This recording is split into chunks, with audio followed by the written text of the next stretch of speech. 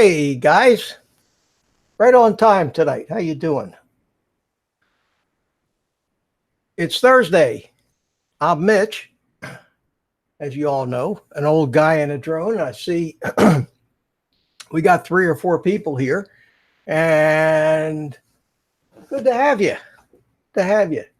We'll see if some other people figure it out. At any rate, I just emailed the Hangouts links. So somebody come on and join me. That's correct, Night Train. I am an old guy, but I'm getting younger. I decided that I'm going to start counting backwards from now on. Instead of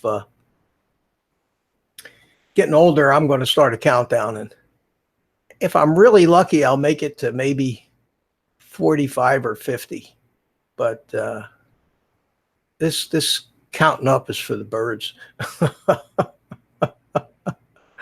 Yeah, I'm with you. I'm with you, my friend. I don't ever want to grow up. You know, at this stage of my life, it just seems like it's all about the toys.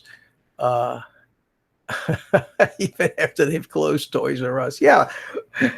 Well, they still have mail order places and Banggood and Best Buy. And problem is that our toys are just getting more and more expensive, I think. Oh man. Uh, so did anybody get my email that I sent? Did it indeed go out? Somebody let me know if you don't mind. That would be helpful. Uh, if not, last week I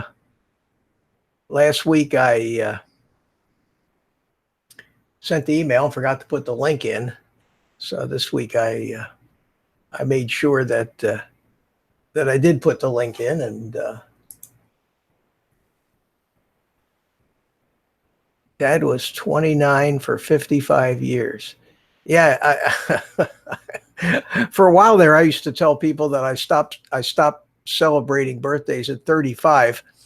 I I just celebrated the anniversary of my 35th birthday. So when somebody asked me how old I was, I'd be 37 right now. And if they thought that I looked a little old for 37, I have to explain to them that I indeed am celebrating the 37th anniversary of my 35th birthday. And that, I don't know if it sounds scary or to say it that way, or just say 72 and bite the bullet. So somebody let me know if you got the links that I sent. Jim, Above and Beyond, did you get that link in the email? Because I'd like to have some. Hey, there comes some company. All right, the links went out, and it's Chris Hope Mr. in his Mitch. car. Hey, Chris, how you doing? Yeah, I'm good, man. I'll be with you for a few minutes. I didn't want you to be alone until somebody else got on Oh, there. well, thank you. I appreciate that. I see you're in your car. Where are you? You on your way home? Now I'm headed to town to eat supper. Me and my wife go eat. We're gonna go to Cotton Patch and eat supper. Sounds like. What am I looking at there? It's kind of salmon colored. See, my Wi-Fi just cut off, so give it a second to roll over to my telephone. Oh, okay, okay. So how you been? How you doing? Uh, I've been good, man. It's been another hot week in Texas. Summer finally showed up. Yeah, I'll tell you what. It's certainly been hot here. Although over here closer to the coast, where I live, it hasn't been as hot as it has been in, say, Orlando. But we've been getting low 90s. But the sun is just straight up there. You know what I mean? And it's brutal.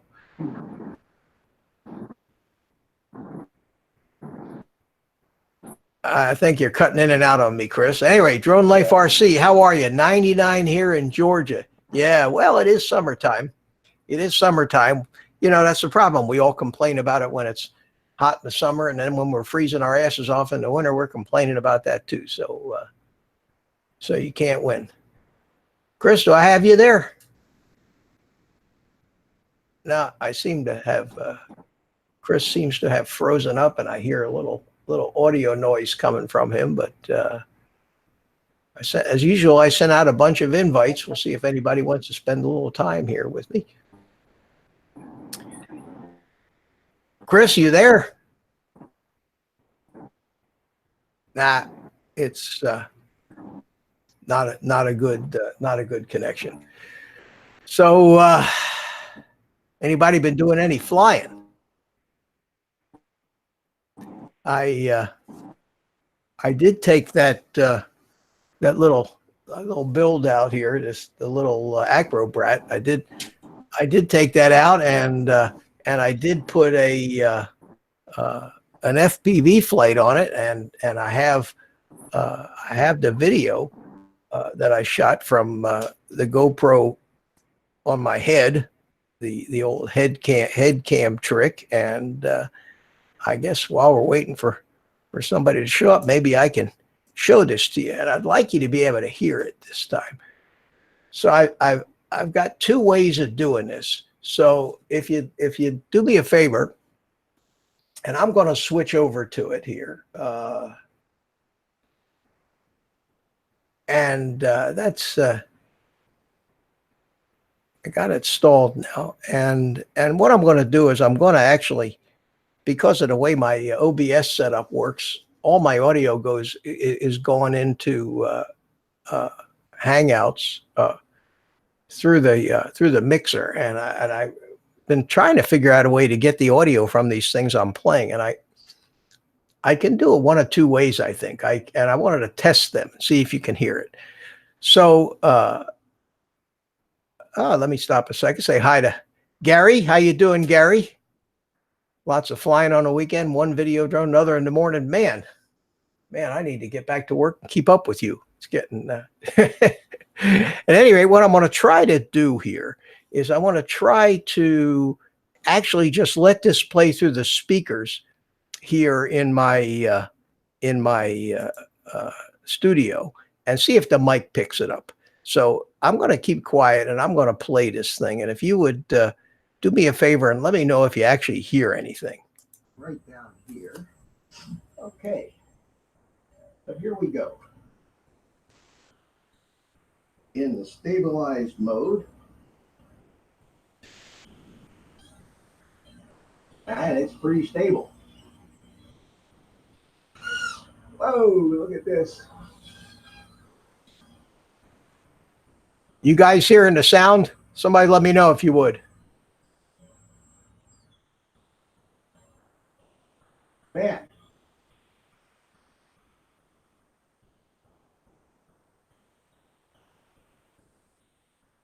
It's up there.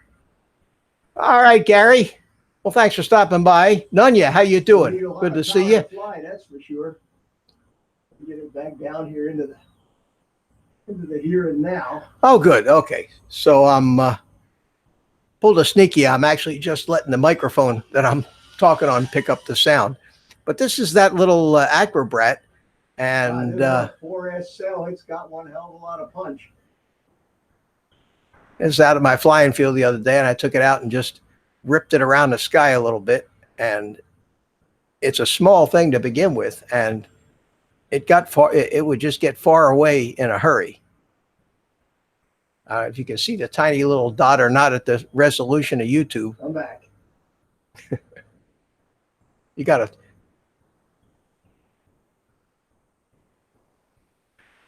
Drone Life RC, what's a good drone flight simulator to learn? Well, I'll tell you, the only one that I've had any experience with is the Velocidrone. And from what I've heard and from most of the guys that did the videos on it, it seems to be probably one of the best. It costs $20 and you got to bite the bullet and buy it. But it's the one that Mark Centroid used. It's the one I'm using. Mel 400 AGL is using it too, and it's really a terrific way to learn. Of course, when you go out there with the real drone, you get that pucker factor involved. A fast little quad on a 4S.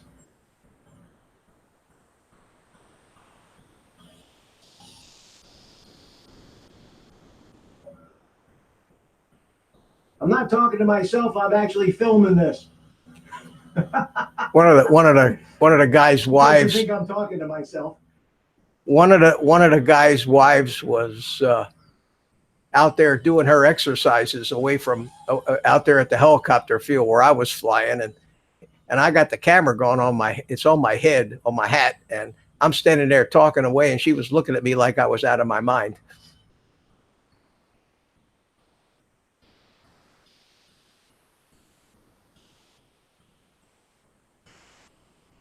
Plop. Well, that Hey, Paul Murray, how you doing? was Good very to see you. satisfactory. This thing really flies nice. Let's see how many satellites I ended up with here. Take a look at the monitor. And it says I have to arm it again. Let's see. I don't want to arm it on the chair there. I'm just hanging onto the battery like this and arm it. I have 13 satellites. Super.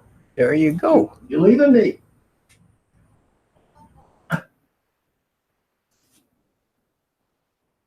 So at any rate, that was my little adventure flying this little thing, and I've been wanting to go out and fly to FPV, but while I was flying this thing for the first time, I did have my goggles recording, and there was just a ton of video noise in the picture, and I think, let me see if I can find this here. I have the video from that, and I wanted to show you what I was getting, but I have to find it. This is what happens when you really prepare for these things. Anyway, there it is. Okay, so what I'm going to do is I'm going to show you this. There's no sound involved, but I'm going to show you this, and you see all that video noise, and it was terrible. I mean, the OSD was rock solid. It wasn't staggering around, and it was just the feed coming from the camera. So, oh, Mel, how you doing? Mel, did I mail you a link? I don't think so. Let me, I could use some company, one of you guys. Thomas, how you doing? At any rate, as you can see, the video feed from this thing was terrible, although the picture was looked good. It was nice and stable, and it was a line of sight flight. So at any rate, I got home and I took the whole drone apart because I didn't really want to fly FPV with this. And come to find out that because there was a strange way that the VTX was wired, and there were two different grounds on the VTX, and one of them was supposed to be paired with the 5 volts that went to the camera from the VTX, and the other was supposed to be for the high voltage or battery voltage input to the VTX. And I had soldered the ground to the wrong ground. Now you'd think ground is ground, but evidently it isn't. So I rewired all of that stuff and tried it. It took most of the noise out of there, and I just got that fixed a day or two ago. So now I'm going to take it out, and I'm going to fly it FPV. But it's just been so hot, and it really is hot to really hot to go out there and and fly these things. Oh, okay, Mel, no problem. God, it'd be nice if somebody joined me here.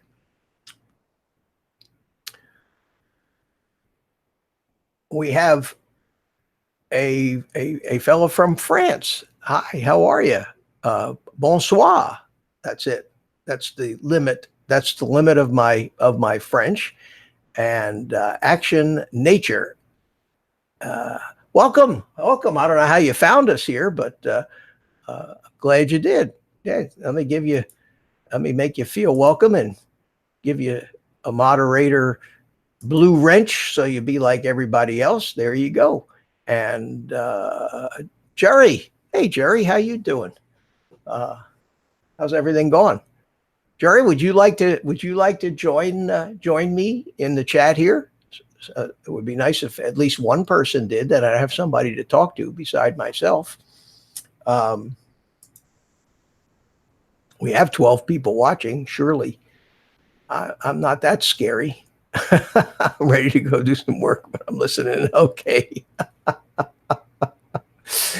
So, seeing as I'm here and I'm going to be entertaining, let's see what else. Y'all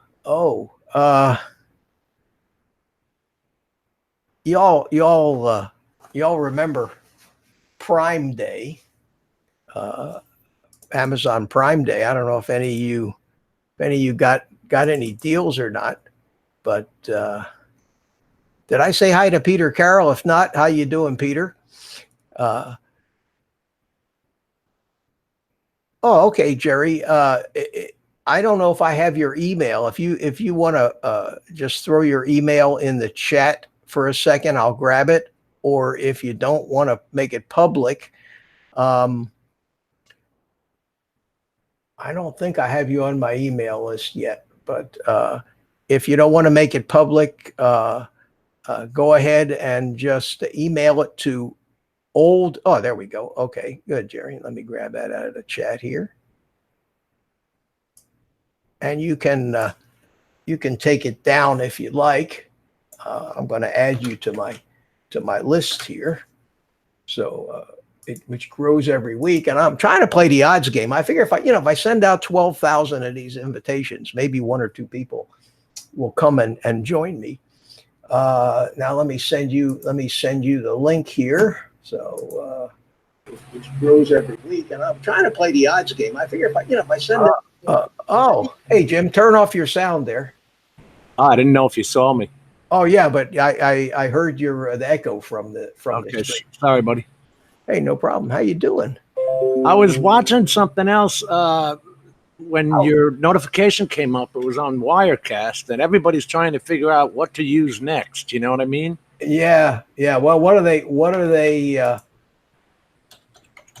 coming up with?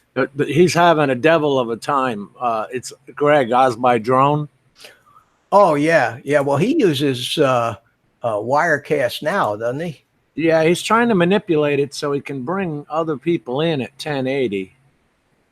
And it's not. Does it really matter, considering the streams that most of the YouTube streams are going out at 720 anyway, and 720 is still high definition. Yeah, well, I mean that's what Zoom uses, and what's that? StreamYards uses. I don't know what we're going to do. I keep thinking that Google has got to be coming up with some kind of a solution as well. Well, they changed it into Google Duo and Google Meet, which are both phone apps, phone related. So, I mean, I tried to manipulate them, but no. Well, worst comes to worst, what I'm going to do until all the dust settles is I'm just going to stream straight out of OBS and use Skype. I can bring 3-4 people in with Skype, no problem. And that's a free solution. I'll be damned if I want to spend $20 a month on something so that. Isn't that ridiculous? Yeah. Well, Zoom is not, was never developed for this application. I actually participate in a lot of Zoom teleconferences with clients that we're doing. My daughter and I are doing work for, and that's widely used in the corporate world. So if you're a big corporation and you have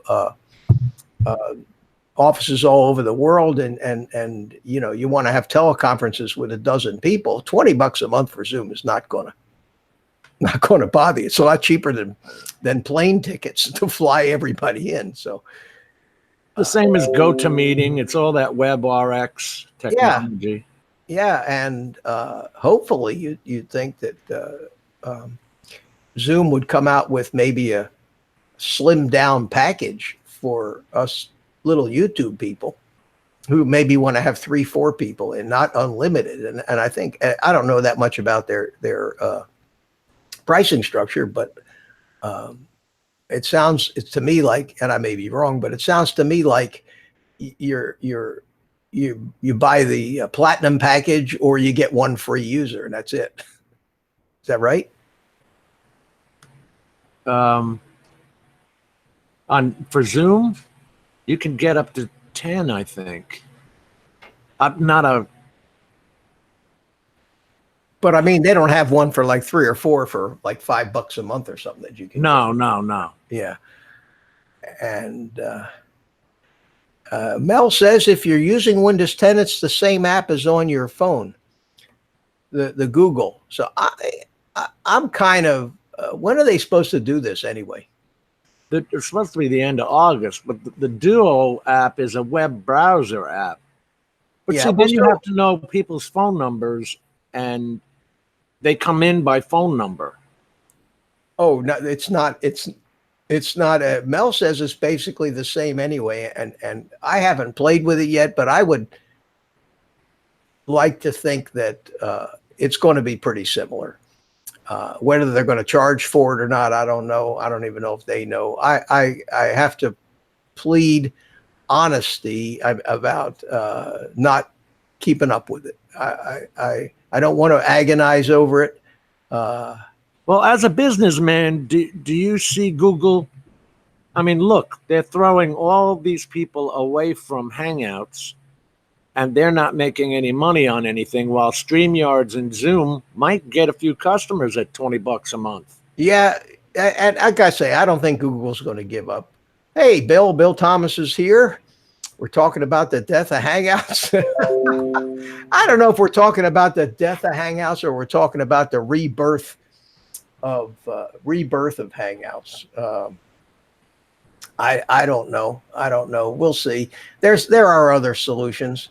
Free version of StreamYard allows up to 6 on at once. Mel, Yeah. does that work like Wirecast, where you have to call in through there? You have to send a link. Yeah. Yeah. It's like Hangouts sending a link to people. Yeah. We'll see. Like I said, I got, as a fallback for me, as big a deal as my little Thursday night thing is, if I can't do the Hangouts or type of thing, then I'll just use Skype, and have them call in and just bring it into OBS, which is what the Wirecast guys are doing. I know Ken Herron on his show, people Skype in. Yeah, and it works well. And it works. Yeah, it's just it's a hassle in setting it up, because for the producer, which is me, And you're ahead of the game. You got a audio mixer board. yeah, but this stuff won't go through the mixer. The Skype stuff is all going to be handled by OBS internally.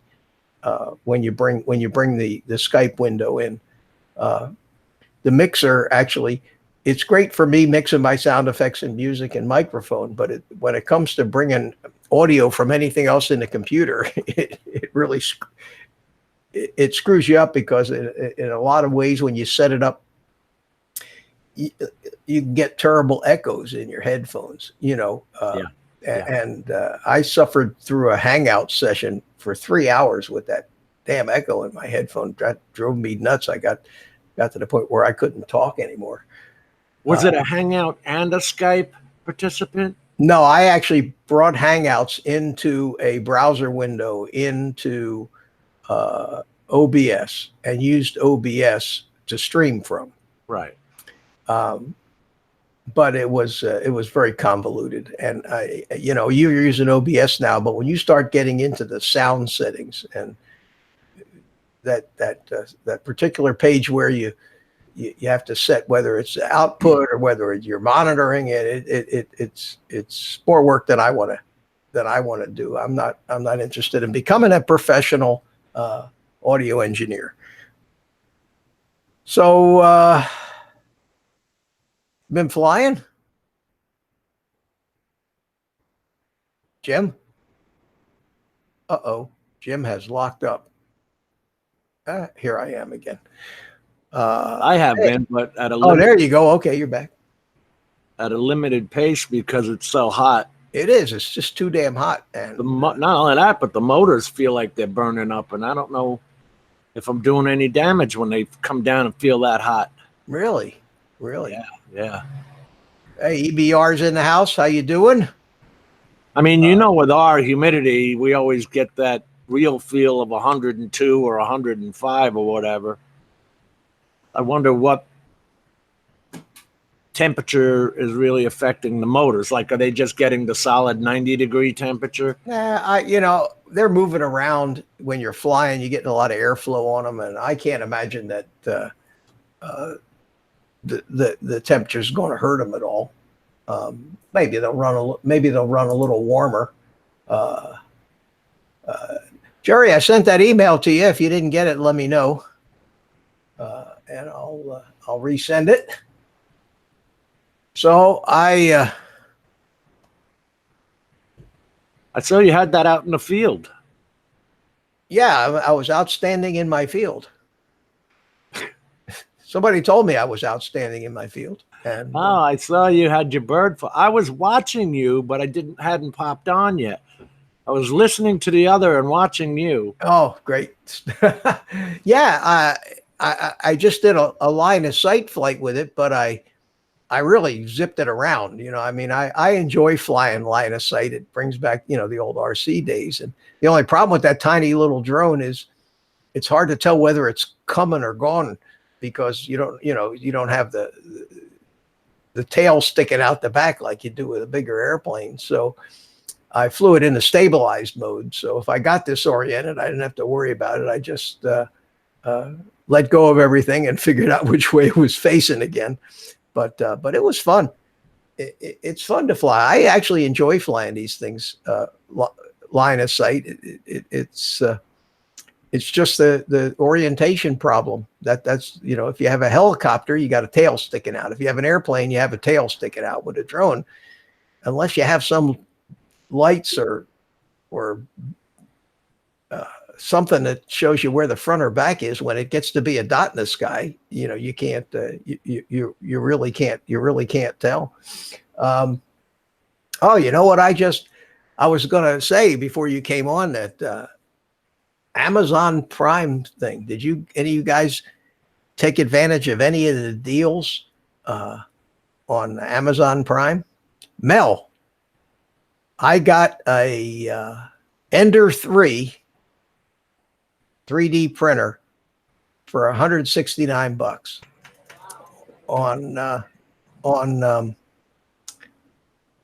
from Amazon, and I saw that $169. I've been,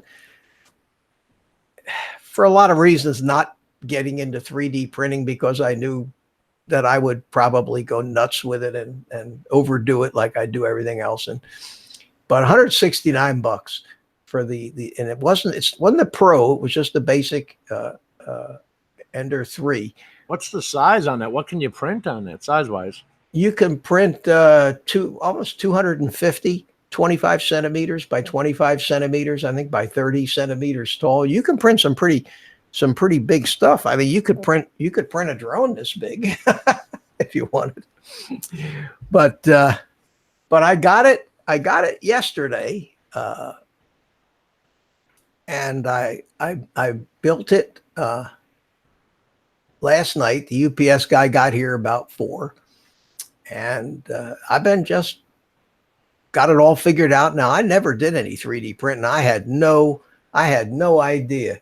I can't even remember if I even ever saw a 3D printer work. An Ender 3, Mel. He put Ender number. Yeah, Ender 3. The one you recommended. Remember, like 100 years ago when we were on I had asked you which one that you liked, and you said the Ender 3, and that's what I got. It's a basic printer, but I watched a lot of videos on it, and all of that. Yeah, you can make drone replacement parts with that. You can. It's really wild. And that's one of the reasons that I really wanted one, was to print in TPU, to print some of the GoPro mounts for the drones, and like this one. Now this is one that I bought, but it's one that's parts he's making for the drones now. What's that? Oh, jeez, I'm sorry. I thought I had it muted. I was telling my wife you're showing Oh parts. yeah. Well, I didn't make this one. I bought this one, and this is for my Hawk 5. And I paid $10 for it on eBay, and it's made out of TPU, so it's nice and flexible. And I thought it'd be kind of neat to be able to make these things. And so I ordered myself a couple of spools of plastic. I got one spool of the red TPU, and I got a spool of the red PLA, and it came with just a token little bit of white, and I've been playing with that. But here's what this is. You guys that have these things, you all know about this, but it seems that it's like a 57 Chevy. You get the thing, or a Harley Davidson, and then you immediately have to go to work customizing it. You have to all kinds of improvements for the thing. You need the little wheel for the plastic feeder. You need the No, that's not a real monkey. That's something he put on the screen, honey. I was like, what is that? First I thought it was a person, and I said, that's an ugly person. And then I thought maybe it was a dog or something. No, that's my monkey. Oh. Sorry, didn't mean to interrupt. In Google Chrome, you go to Tinkercad. Yeah, I was playing with that today, Mel. I found the Tinkercad. I actually made a little object and printed it. I found Thingiverse and all those other things, but there's so many YouTube videos about the Ender 3, about all the things you need to make for it. So this here, I'm so proud of this. This here, if you can see it, is something I made today. And what it is a little air duct for the fan on the print head, and it goes on there, and it has a little spout on the front there. See it? Can you see that? Yeah. That goes underneath and blows the air more directly onto the print head. And this is, the first actual useful thing I ever printed on a 3D printer, and I'm just amazed at the detail that this $169 printer is capable of doing. Now, did you get that off an STL file from? Yeah, exactly. You go onto these videos on YouTube that say the 7 things you absolutely must print for your Ender 3 printer, and they have the cover for the display in the back. They have an air duct on top to keep crap from going into the little fan in the electronics department. They have a guide for the PLA. They have a little drawer that goes in, all kinds of stuff. And then after you and in those videos, they all have links to the Thingiverses. Yeah. Where you get the STL files. And then I installed that what is it? Cura? What's the name of that? Cura, Cura 4.1. I put that in there, and that's the slicer. So in less than 24 hours, I went from not knowing anything about 3D printers to designing objects in Tinkercad and bringing them into Cura and slicing them up and printing them. And in fact, I got the printer running right now, printing another part. It just takes so damn long for these things to print anything. That this little part here, Thomas, took 30 minutes to print, which wasn't bad. But this is tiny. This is just a tiny little piece, but it's so detailed and it's got all kinds of things inside. Let me see if I can make you see this. Mike Roche, hey, Mike, how you doing? Okay, you got audio on me? Yeah, I do. You sound great. Okay, cool. Now, if you can hear Jim, we're in business. Yep. I can hear Okay, you. cool. All right. All right. I'm gonna back this up so you don't see my ugly face too close. First time, every time, Mikey. Doing pretty good, man.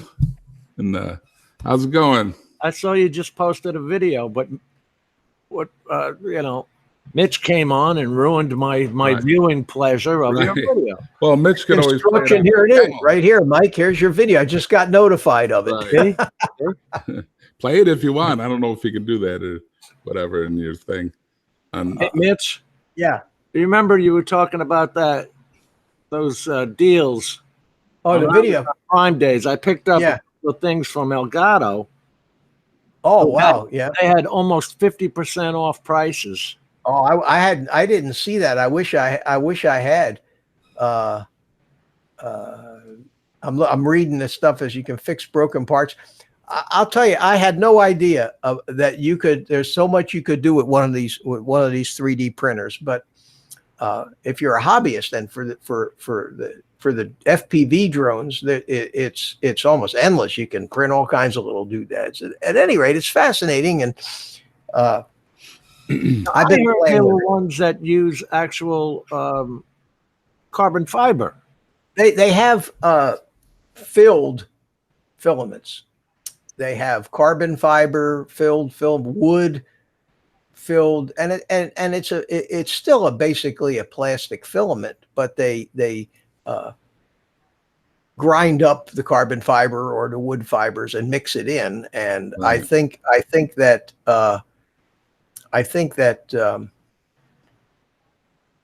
it makes you have to fiddle with the settings. I started out, the only thing I've used so far is your basic PLA stuff. Right. I bought some that the Hatchbox brand that everybody, people said was like $20 a roll for a kilogram of it. And I watched a lot of videos on the 3D printers over the past 6 months or so. And you see all the problems with the masses and strings and the balls and all that. And I leveled the bed and did what it said. I built it and made sure everything was squared up when I built it, and I made sure that all the rollers were set square and the pressure on them was right. And took my time. I watched a couple of videos on how to build the thing, and it just worked. The first print that was this thing. Everything stuck to the bed and it just boom had a part. I said, now it's probably going to be downhill from here. No. That's a great idea as parts for these older drones become Oh, discontinued. Yeah, don't be surprised next Thursday if I come in here with a big ball of plastic stuff that misfired on a 12-hour print while I was sleeping or something like that. I saw the other day that Peter Homer, he's from Ireland, I believe. He does a lot of tech stuff, and he had a 3D printing pen. Yeah, I have one. Yeah, and I thought for making in my life, there's times I need like little buttons and extensions and stuff. That'd be kind of cool to be able to just draw something up, and it wouldn't take much know-how other than what shape you want to make it. It's something I'm maybe going to look into. Well, you can. There's so many free, basically CAD software programs out there, Mike, that you can It's just there's a learning curve and all that stuff, but they all work Right. pretty much the same. Last thing I need is another machine in my house though to plug in. Yeah, that's what I thought. But $169, Yeah. I spend more than that at the grocery store sometime. I couldn't.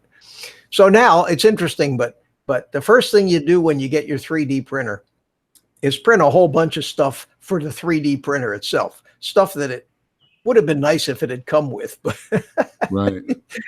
so you get the 3D printer and it's like bootstrapping, you use it to build itself first. And but I did find a file on Thingiverse for one of these GoPro holders specifically made for the Acrobat drone. Wow. And it actually has, you take these two posts out and they go through holes in it.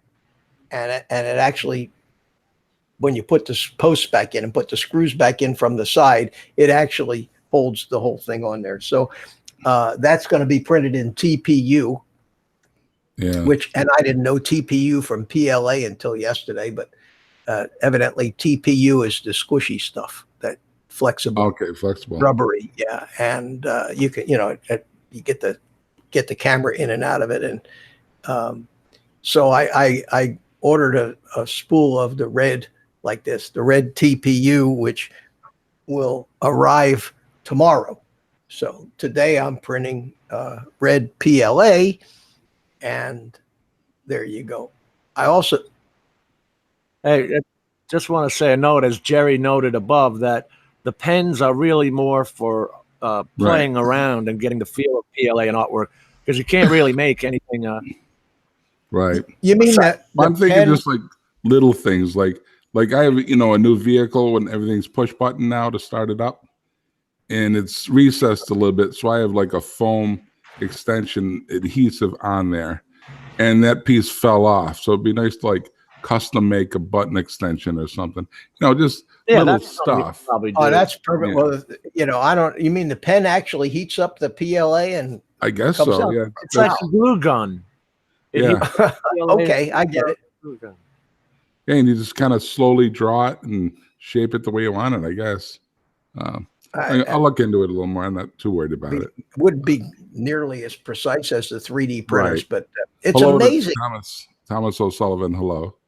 It's He's always in here. He's a good guy. yeah, Thomas always joins us. You Yeah. can And it's late at night for him too. Yeah, he's Yeah. late at night. Who I haven't seen in a while is Mike, Philly Mike. I haven't seen him in a while. He's been hitting the treadmill every day. And, Yeah, I see that. yeah. And he did a flight the other night. And remember, he crashed his drone, right? I understand. Yeah. Did he And- get it fixed again? That was the one he had just gotten back, wasn't it? The Yeah, and sure enough, I don't know when this was, but I was watching one of his flights just last night or the night before, and you hear like 6 gunshots yeah. close by, and I don't know if they were shooting at him or not, but Oh, wow. who knows? But that would I be watched one that lucky one too, shot, Mike. though. That wouldn't be good.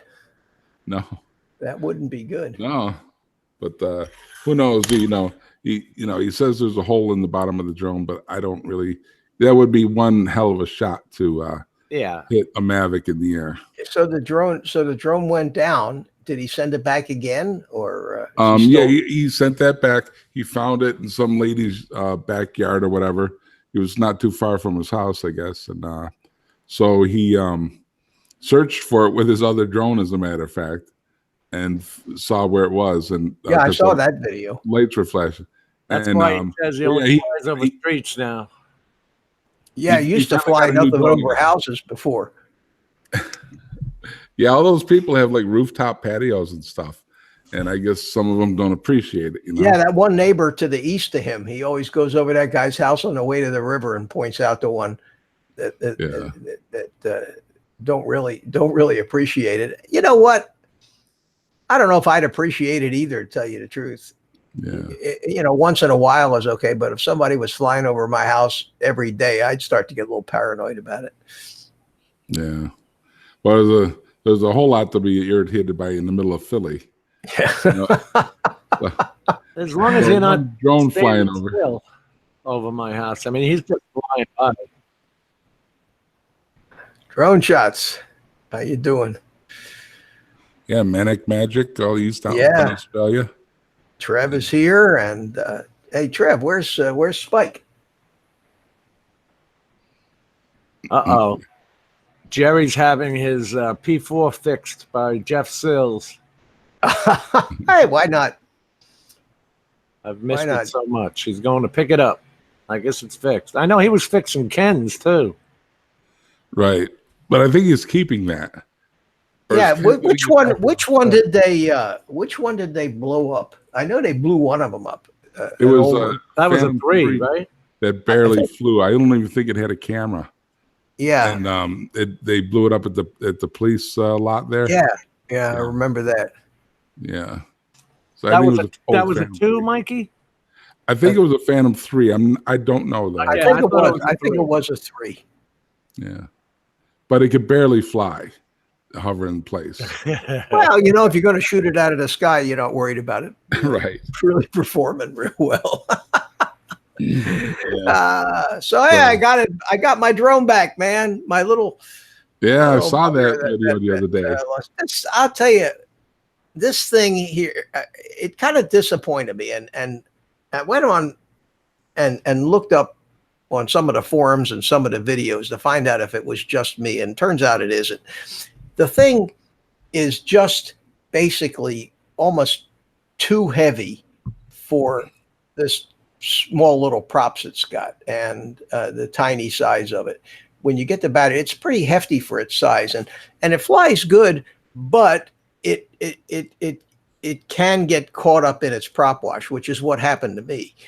I did a roll, and as it was coming over it, the back end just kind of fell out of it. And I never realized that how hard it can be to find something in 40 acres of tall grass. Oh God. Even if if you had, and somebody commented, was it you, Jim, on the video, that if it had gone down somewhere where I could have seen some landmarks in the DVR, Yeah. oh, there's a building, or there's, but it was nothing but green, as it was going down. And I wandered up and down and around, and finally I remembered that I had seen, or I think it was Bardwell had talked in one of his videos about using the goggles as a direction finder. And the good news was having the smart audio to be able to change the transmitter power. Now, of course, all this is predicated on the fact that your battery is still plugged in, and it was. And these things get hot too when they're not moving through the air. So I was fully expecting that thing to just go out, burn itself up, sitting there at 200 milliwatts on the ground, but it did. And then I went and I like I showed in the video, I went and went So back. you can make it beep. But the beepers on this are just the motors. It's the D-Shot beepers. Okay. And if it's perfectly quiet, you could hear them from maybe 20 feet away. But we're out there at the property we're on is the dump. You've got dump trucks and garbage trucks, and it's so noisy.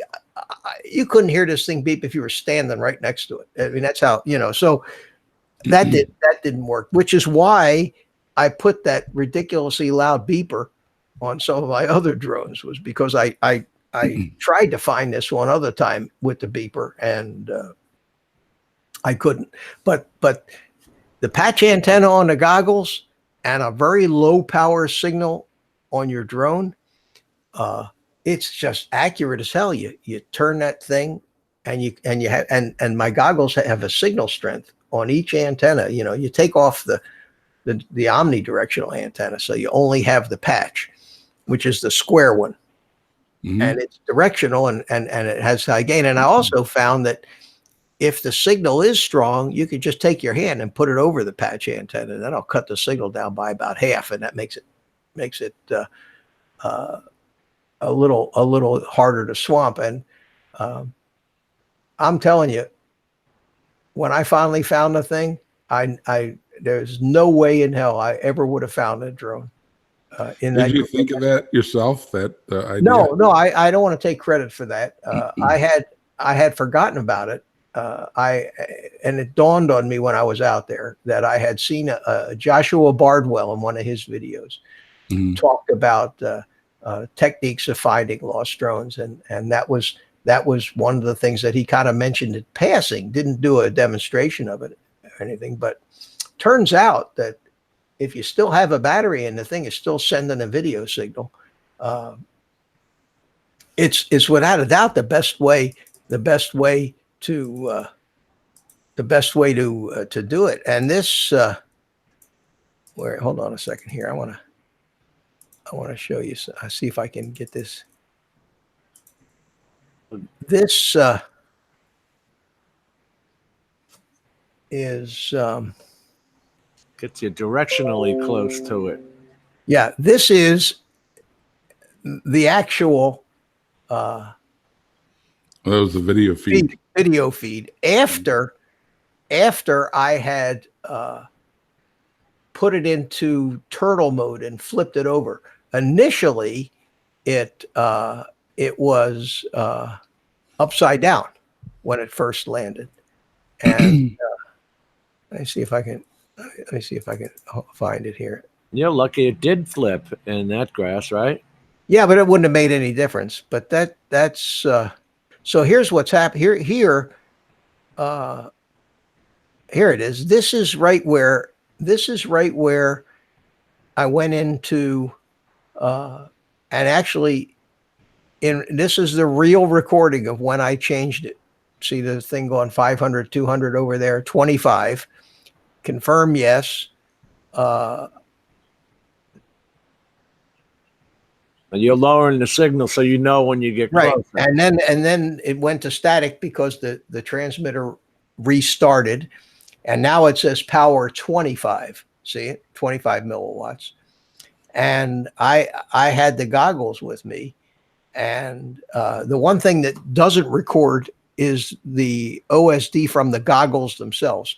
Now, as I was moving around, you can see that the signal would get weaker and staticer. See that?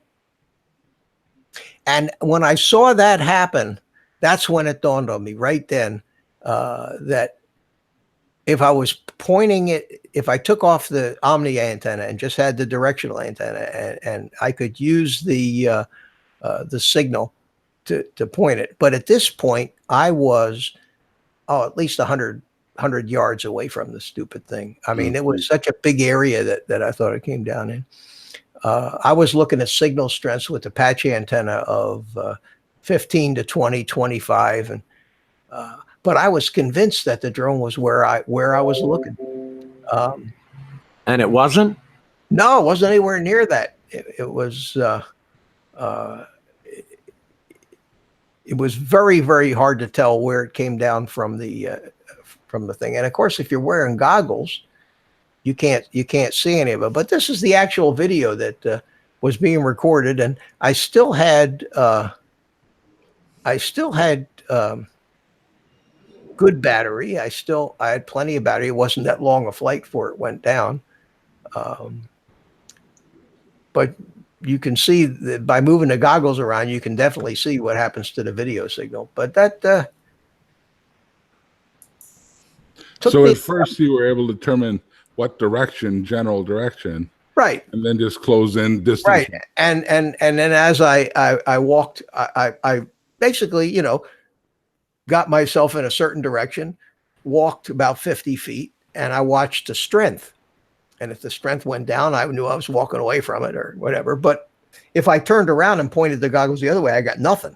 So I knew I was facing it, and I just zeroed right in on it. I mean, when I got to about 20 feet away from the thing, the signal strength went to 99, and I could still turn it and actually get it to go down, and I walked another 10 feet, and this thing has LED lights on it, but they were all down in the grass.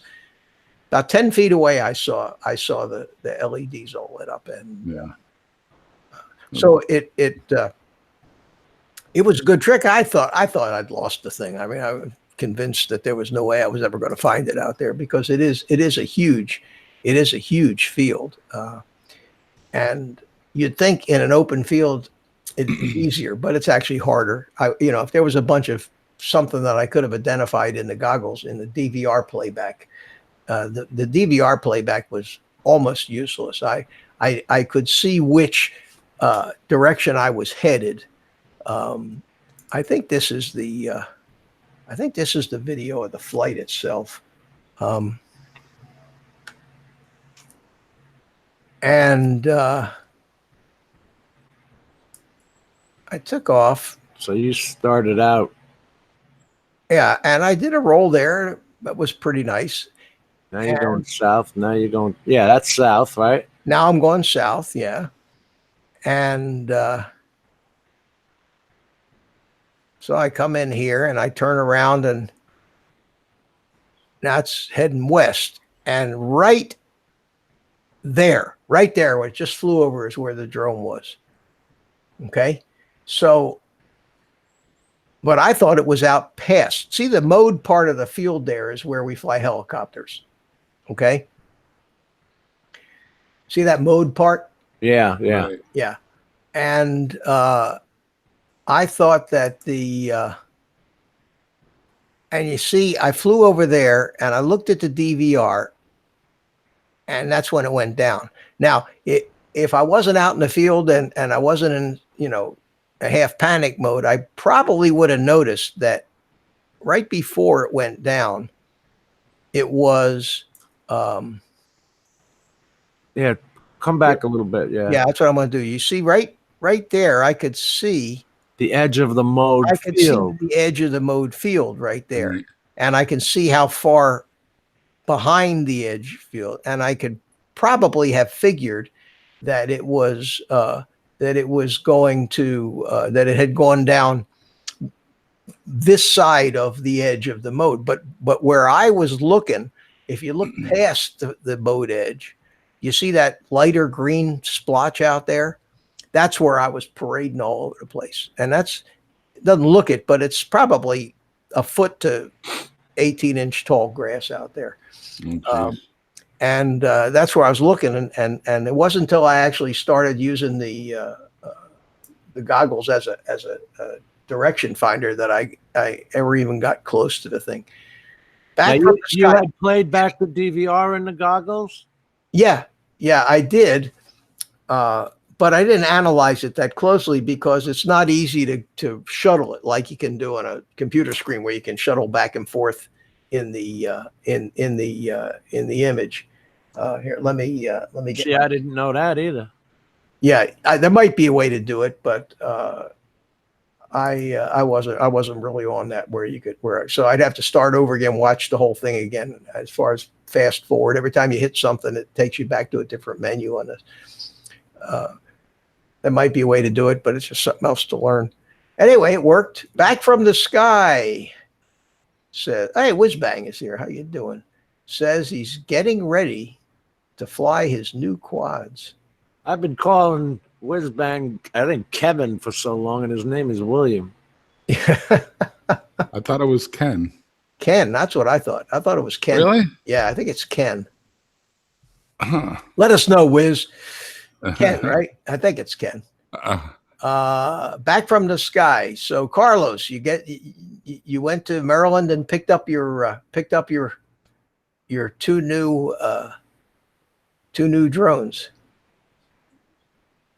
Peter Carroll, great morning. Oh man, yeah. So I've fixed that video problem with that Acrobrat, and maybe tomorrow morning. You know what happens? And now I thought maybe that I'd go out this morning, but here I got this brand new 3D printer just sitting in there wanting me to learn something. And it never ends, you know. I mean, I've still got so much more to learn about FPV, and then what do? I got to bring in something else that's technical and complicated. Now I got to learn all about slicer software and 3D modeling software and different kinds of plastics. And I but must you enjoy it. I have to. If I didn't enjoy it, I wouldn't do it. But I spend just a ton of time watching YouTube videos, you know. It beats television, Yeah, it does. you know, unfortunately. Hey, I I got tell you, they've helped me with auto repair on countless occasions. anything you want to know, anything on YouTube.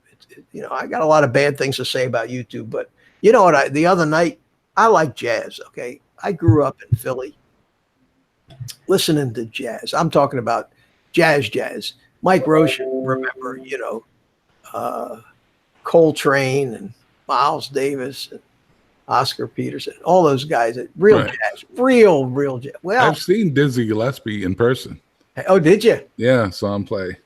I used to go. I saw Buddy Rich, Maynard Ferguson. I mean, I used to Bill Evans, all those guys that the real musicians. These guys they don't even make musicians like these guys were anymore.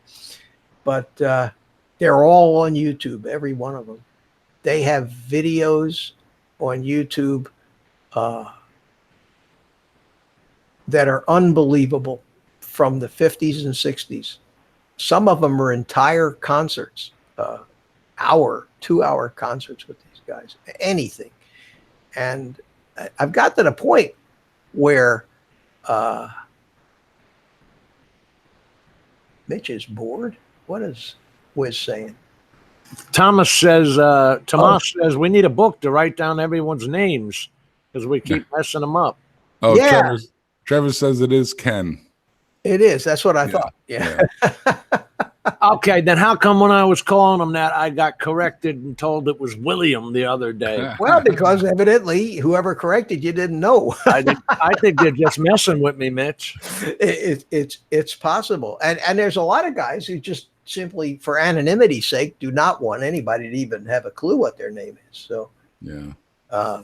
maybe they think the police are going to find them or something. I don't know. I don't know if you can see behind me what's on the wall back there. Oh, Yeah. Well, you're. Mr. Graphics there, Jim. Oh yeah. Let's see that Yeah. again. Hold on. Demolished. Let me lock on Mike there. Okay. He sent me a street sign. You're a boulevard too, man. Look at you. Boulevard, yeah. So I'm just old guy in a drone. I don't even get a street, avenue, court, Well, way. I think it's lane. too long to put old guy in a drone plus Yeah. Boulevard at the end.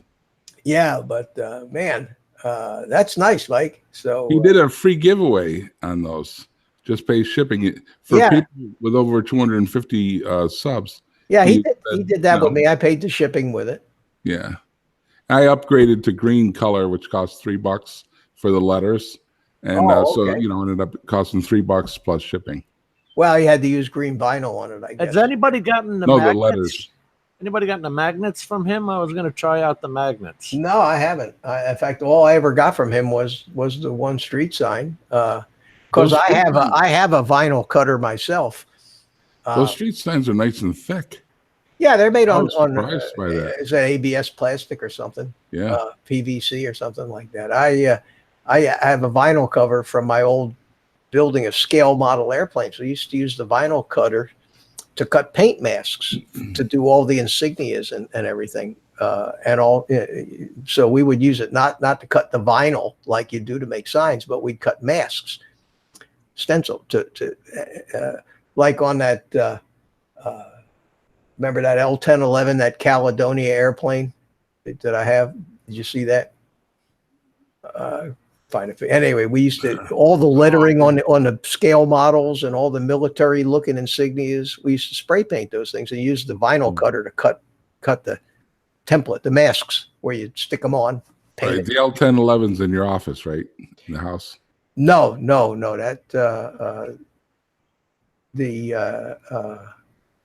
I got a helicopter and a turbine jet in there. The L-1011 was that big airliner looking thing. Right. Oh, James, we got you on there twice now. That's cool. How'd What that the happen? heck happened? I don't know, but there's two of you. One of them's locked up though. I think I got booted off. Let me see. Yeah, I Why don't am I know. on there twice? I don't know.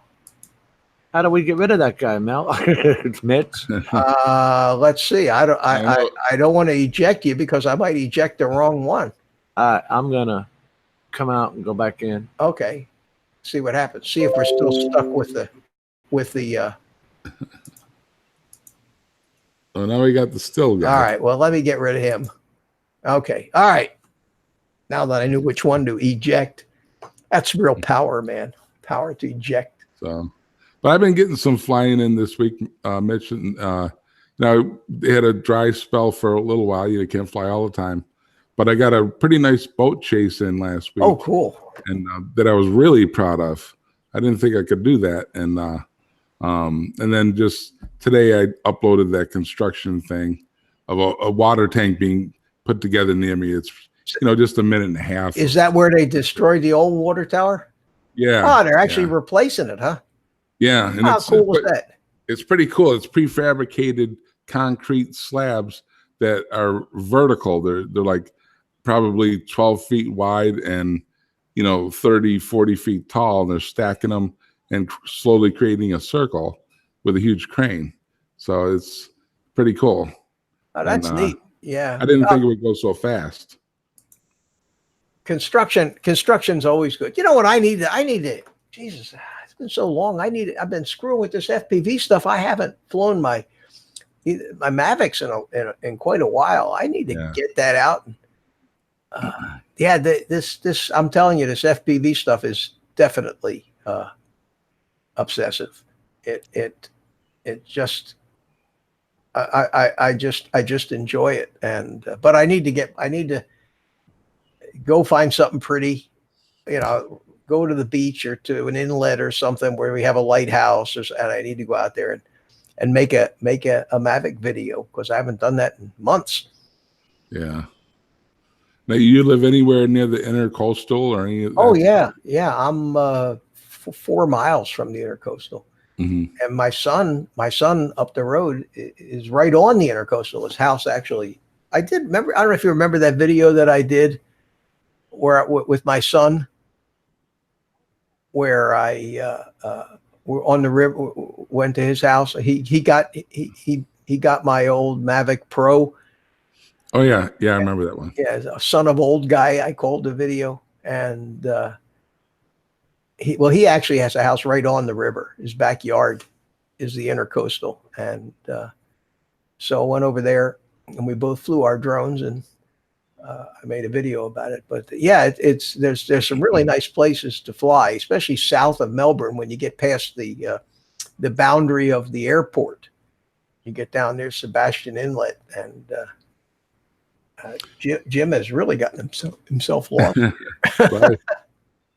Thank you, Thomas. Thomas, I think, was complimenting my video. Cardoso is in the house. How you doing? Good evening to you. Peter Carroll. Peter Carroll's here. Chris is still hanging around. Jerry Calvary's still here. I sent Jerry an email. I thought he was going to come in, but I guess he's busy eating here or something. It's this past weekend I was at my niece's house, and about only a few thousand feet away is a small grass strip airport. It's an actual airport. The sheriff's helicopter refuels there, and single prop planes take off from there from time to time. And I brought my drone with me, so it's probably too small even when Lance comes into effect here soon. So I called. No, airports like that only airports that have Lance are going to be controlled fields with control towers, and even these smaller ones won't have it either. But I called him, and I got an answer, a guy on the phone, and the guy was like, "Yeah, go ahead, just don't go over the runway." He didn't want my FAA number or anything. No, but it's an uncontrolled field, right? There's no control tower. There's no government. Right, there's a manager. Yeah, there's a guy, an airport manager, and those are the kind of airports that we used to go and have our model jet fly-ins at, a little municipal airport. And they're podunk when they only have grass strips. We used to go to ones with real runways. Well, this one has a train tracks. I wanted to chase trains, but it's probably 100 feet to the side or 150 feet from the actual strip. So I was like, I don't want to fly if someone's going up, you know. And he was like, "Yeah, don't worry about it. They come and go." And the And guy was so nonchalant about it. well, and even, you know, legally, it's an airport. These guys with these farms designate themselves as a airport or a helipad, or, you know, and DJI and FAA immediately stick 5-mile circle on top of them. Right. So And it shows up as a circle on the. so legitimately, some of these things that are designated airports and lock up the airspace for 5 miles around never see an airplane once every 10 years. But somebody, This one, though, I could have landed on the runway. There was nothing blocking me at all. yeah. You know? So, And they get one airplane, you know, they don't have communications. They use Unicom, which is a pilot to pilot type of communication where, you know, when you're flying into an uncontrolled field, it tells you on the sectional what the Unicom frequency is, usually 122.8, 123.0. You call up, so-and-so Unicom, this is me. I'm 5 miles out, entering a left downwind for runway so-and-so. And if anybody cares, they listen and they hear you. And there's no controlling authority at the airport. So even if you did call the manager to get permission, as far as the government was concerned, it doesn't mean anything. It's not. I tried to obey the rules as best I could. Yeah.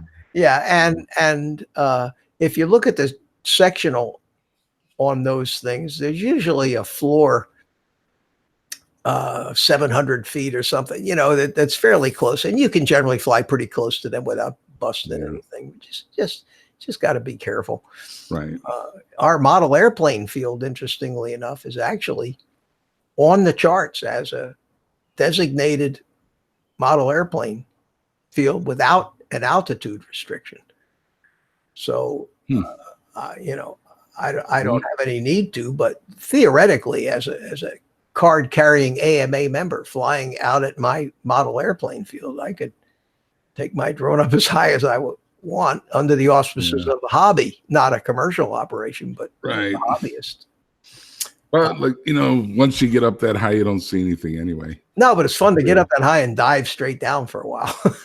Oh, okay, with a FPV. Yeah, we do it with airplanes too. You know, when we fly those turbine airplanes, you know, the cool thing is you pull up and go straight up to 2,000-3,000 feet, do a split S and point the nose right at the ground, and come straight down screaming terminal velocity, doing rolls all the way down until you get down and pull out. Have you ever been able to pull off that move? What I've seen at real air shows, where you go straight up, basically stall out and start falling backwards until you get control of it again? Well, what usually happens is when you do that, the nose will drop. But Right. what these guys do is they fly airplanes. They call it 3D flying. Is they have enough power to get it up straight and pretty much hang on the prop, and then by using their controls, they keep the thing hanging there, and then they can, you know, if you're really good, you can rotate around and do all kinds of maneuvers while you're hanging straight up. But it takes a lot of practice, because as that thing is turning around, all your control directions change relative to the airplane. So you have, in your head, you have to be in that airplane. I'm talking about, like I've seen with actual airplanes, say at an air show, they'll go a few thousand feet up in the air and keep going straight up till it won't go straight up anymore, and let it starts falling backwards, and obviously Tail slide. Yeah, down. they do a tail slide. Yeah, they regain control of it. And, Yeah. you know, That's- can you that's do that hard. with a model? Yeah, you can do it. You can do more with a model than you can with the real airplanes. Mhm. So Jim is in the chat here. We just lost him. He said, Oh, okay. "Yeah, Jim, we will get Lank here at Melbourne. It says so. It says in Air Maps that it is coming, but most of the other airports the size of Melbourne, all around Daytona, Orlando, all those airports, Lance is already active, and it's active in most of the country, but." I never saw Melbourne on any of the proposed lists for it, although AirMap does have the grid, has it all gridded off, and it does say automated clearance will be available soon. Now, what's the definition of soon? Right. I'm pretty lucky up here. We got a lot of free space with no restrictions. Oh, you know what? Jim just says I'm not allowed to join this video call. It may be, Jim, I'm sorry. It may be because I ejected the one of you that was Right. dead that it considers you banned. Oh, is there a way that I can unban somebody You here? know, I don't think so. until you start another chat, right? Yeah. Well, sorry, Jim. Sorry, Charlie. Uh, And Bill says, Bill Thomas, oh my God, have you guys seen the trailer for Top Gun 2? No, I haven't.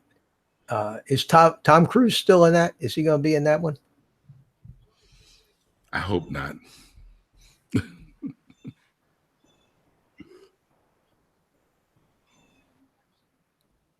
I'm reading the chat here. No problem. I don't know how it did too. Yeah. I don't know, Jim, but make room for the screaming throng of people that wants to join our chat here. Me and Mike. Hey, Mike, I appreciate you coming in. I was doing something last week, editing or something, and I was like, I don't want to leave Mitch hanging, but you had a panel on last, I think, going on about FPV or something, and so I wouldn't have much to add on that anyway. So I was like, he's good to go, but you looked a little lonely tonight, so Yeah, I popped well, in. it's tough, if you plan a show where you have an agenda and you have all the collateral set up, all the videos and you scripted, music, whatever it is, and then you do a show. But I don't. This is just kind of a hangout thing where we get together and I don't want to be talking about myself all the time and what else do you talk about? Right. So I enjoy, and if people stop, and if I can't get people to come in here and do this with me, I'll probably stop. Right. Well, the thing is, up here it's summertime. You got to remember that for a lot of the rest of the country. Yeah. Everyone else is out, barbecues and flying and whatever. I spent half the winter on YouTube. Yeah, I understand. No, believe me, I understand thoroughly. And this is maybe a strange time to do this too, but it's one of the few times that I'm really not competing too heavily. Right. And then of course Ken comes, and so I've gotten myself into a little routine. I do this till like 8 o'clock if we have enough to talk about. And I think it's cool because a lot of people like to watch Ken, so they're going to be kind of in the mindset of staying home, watching a video, or watching YouTube, and that's not a bad thing to shoot for. And I plan on getting a new computer for my office room and setting it up in there by the time fall rolls around, and so that I'll be ready to go at a minute's notice. I'll just always have now I have to pull the laptop out and set up this, that, and the other every time, Well, Jim found a way back in. Different. I beat the system, boys. I Yeah, used your Gmail address. Yeah, I've got 5 or 6 different Gmail addresses myself. So Yeah, so I told you about my experience with calling the tower, right? They didn't even want to know me. Right. No, anymore they won't talk to you now since that memo came down. But I just when I fly around in their airspace now, I'm just flying the sub 250 gram FPVs, which is not their problem. When I want to fly to bigger ones, I go out to the Club Flying Field, or there's a couple of different parks. But right up the street from me is that little office park. I like to fly there on Sundays. And thank God our cities haven't got into that. Let's make rules. I don't think it's that big. I don't think it's that big a problem. I have found out that I've heard that there are a number of people that live here that do fly FPV, but they're not in my model airplane club, and I'll be damned if I know who they are. I know that it's funny, my mailman is learning, it does a little FPV, and evidently he's got a roommate who's supposedly a real hotshot FPV guy. And last Thursday, there was a comment in my chat that said something like, teach your mailman how to fly FPV. Okay? And Was it from him? it was from his roommate. Oh, okay. So his roommate who flies FPV was evidently lurking on a live stream, and he put that in there. Teach your mailman. So that was kind of funny. Did you guys see that video that's out? I know Droning on Ash there. He did it about the someone else put a video that went viral with Roman candles on a Phantom or something. Oh, geez. Another one of those, you know. No, I didn't see that. And at first I'm thinking like 14-year-olds that are home unsupervised. The guy's 25 years old. And, you know, this is the last thing we need, any of us, FPV or regular camera drones, is, you know, people seeing that. That's what You know? starts the rules, the rule Yeah. making right Yeah. there. Well, you can't fix stupid, unfortunately. Right. And apparently we don't see these people because we would have told them different, you know. Right.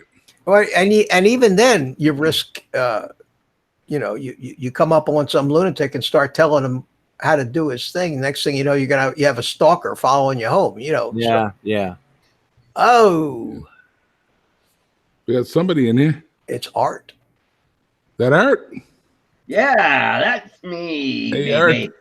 Yeah. Art's got a green screen, man. Look at that. And it's Yeah.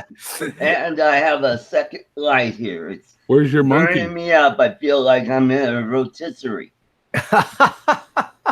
you now you got the green screen. You need to get the software so you can get yourself a monkey on your shoulder. There you go.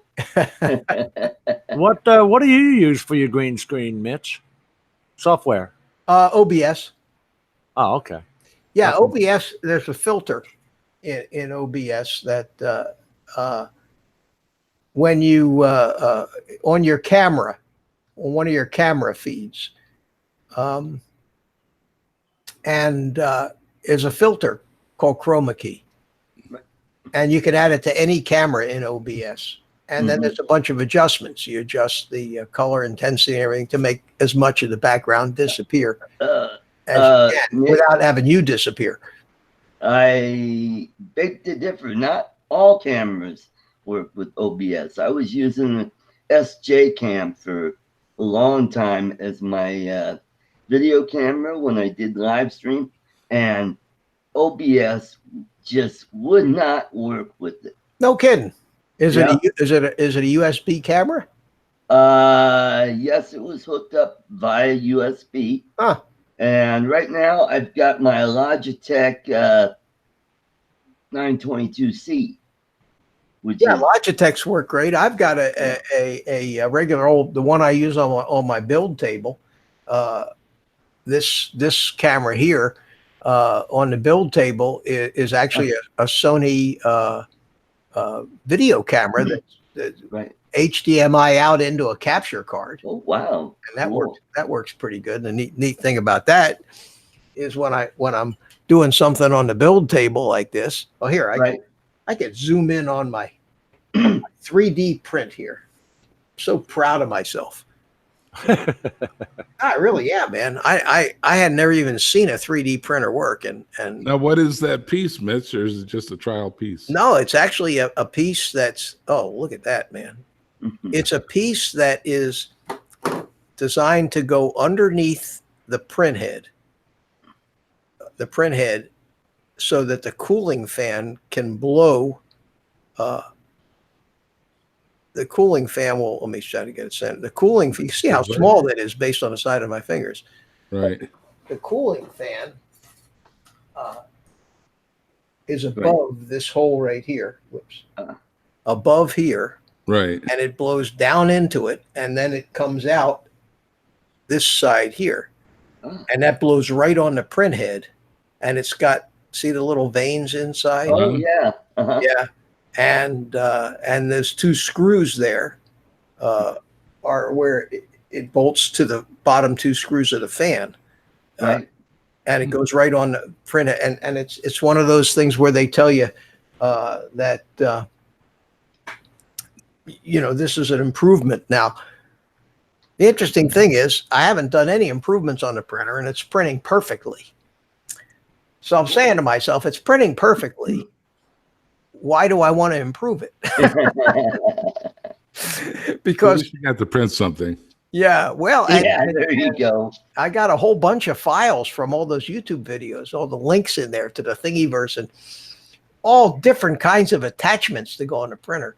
So I got a big roll of red plastic. So, and you look at my when I look at my 3D printer, all the red stuff is all like like what you do to a Harley Davidson, all fancy mods. Now, some are useful.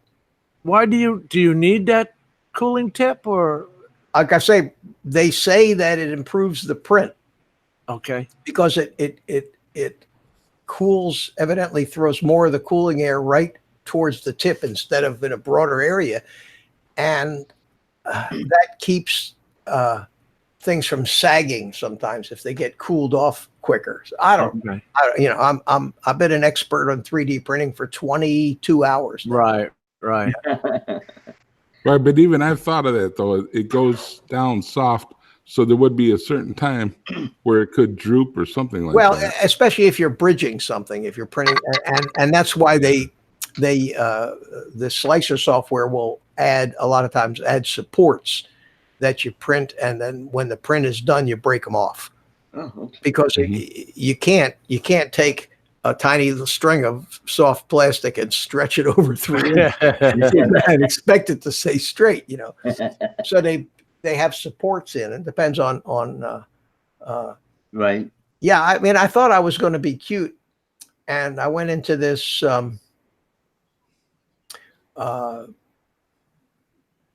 online modeling software, Right. Tinkercad. It's Right. Autodesk, and I said, okay, I don't know how to work this, so I went through their little tutorial, and I said, okay, this is cool. I'm going to take a block.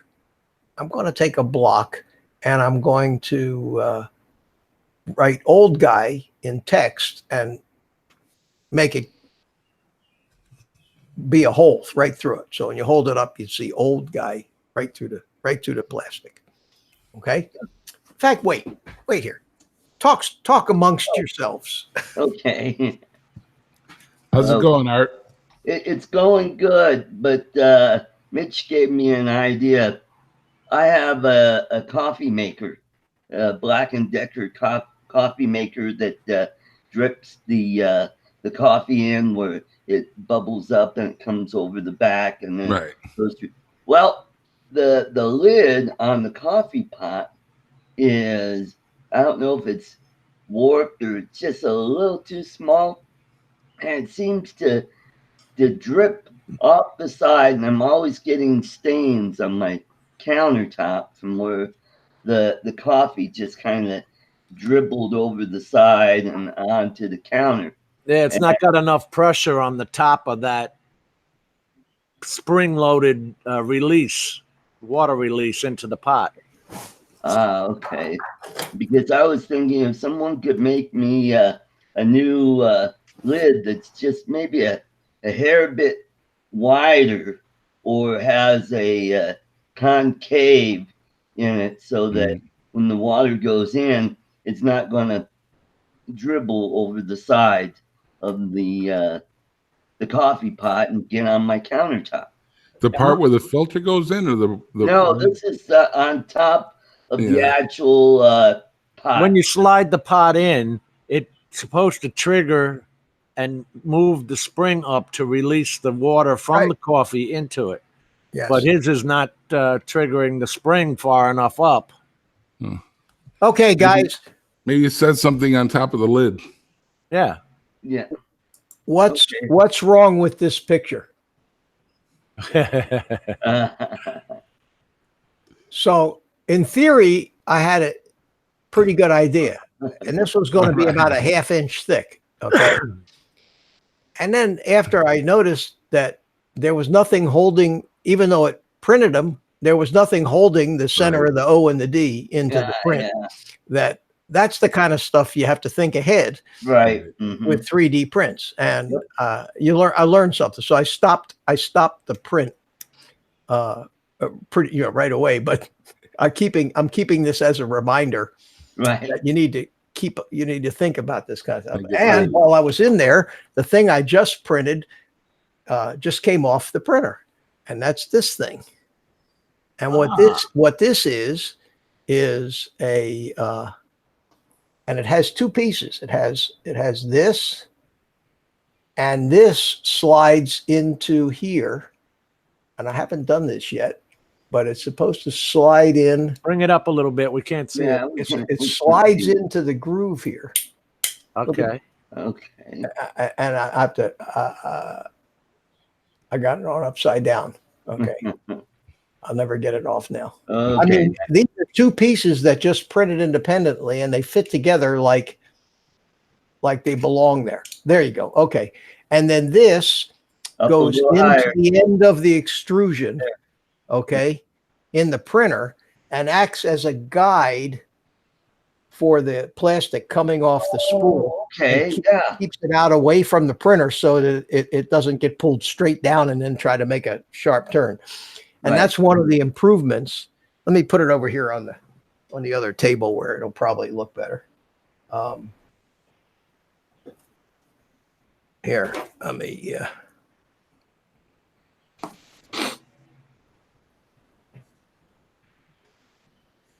But that, There we go. Ah.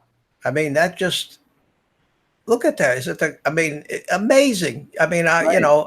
I guess after you do this for a while, the amazingness of creating something from nothing like this. Right. But right now it's just all brand new. But these are the two parts I've done so far Right. for to improve my brand new printer, because everybody says that I have to improve my brand new printer. And you see, this one even has a little slot in there. See a little slot, so you don't have to thread it through the top. You can just stick the filament in the side. Anyway. No wonder it was so cheap, Mitch. You got to build half of it yourself. Well, that's the thing. I'm saying to myself, I said, when you think about machines taking over the world, okay, you think about machines smart enough to build their own parts, to build more of themselves. Right. Okay. So you think of a bunch of robots at a factory running a bunch of machines, building parts for more robots like themselves. And it's like, it's a form of life in a way. And that was what dawned on me as I was watching the 3D printer work. I said to myself, uh-oh. This thing doesn't get a mind of its own here, Yeah, you know what's going to break, so you start making that part ahead of time. Yeah, but these guys have all designed these things, and they're everything out you might ever want. Mhm. I decided, I wanted to build a camera mount for this little Acrobat drone. So I went in and in Thingiverse, I just typed in the search bar, GoPro mount Acrobat, and boom, up comes an STL file for a piece that is designed exactly to mount a GoPro session on this exact drone. If it's unbelievable, the stuff that people do, open source stuff that they spend all this time and share. And if I ever manage to create anything that's useful, I'll share it. I'll put it out there. Yeah. I can't imagine these people who buy 3D printers and think they're going to make money selling things. Yeah. Because if it takes so damn long, it took I printed these two parts side by side Right. on the bed. Okay. So I laid them out in the design software. So one was sitting right next to the other. And even though they were both separate files, parts side by side. Uh-oh. Oh, Chris is back. Chris Hope. Chris Hope, you got your audio. You got your audio on there, Chris. Not no more. Okay, good. Anyway, I put them side by side, and what was I going to say? I You know, don't know. Mitch, I I was gonna actually make a point, I bought forgot. I actually bought a product that was made just like you made off of a guy. It was a vent cover for the Matrice drone, so the rain wouldn't get in it. Oh yeah, $30. Well, same thing I did with this. Was Yeah. was $10, but it took an hour and a half to print this one little piece. 4.5 hours? An hour and a half Oh, an hour and a half. to print this, and this is a very small piece. Right. Some of the when you go into the slicer software, I don't know if you see this or not, but on this end of it, you see it? It actually has A dot. all of the let's see Looks if like HDMI connectors. let me Yeah, see looks if I like can Legos if I somehow. can show you get the light on it the right way where it reflects. There it is. Yeah. It fits into the end of the aluminum extrusion tube. Right now there's a rubber bumper in there. Oh, And this is designed to slide right in on the end of the extrusion. And then this thing slides down into it. Why they didn't just make this one piece is beyond me. Maybe because of the way the groove is on the end. Right. How it's keyed Hmm. fit in. Right. But the precision and the tolerances on these pieces that this thing are just unbelievable. Right. Fascinating, makes life worth living. Right. Have you guys ever watched Big Bang Theory?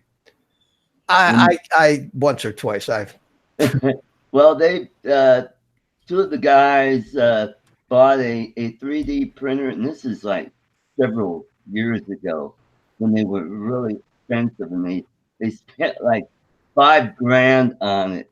And Howard used his money, and boy, his wife just jumped on. You know what they made?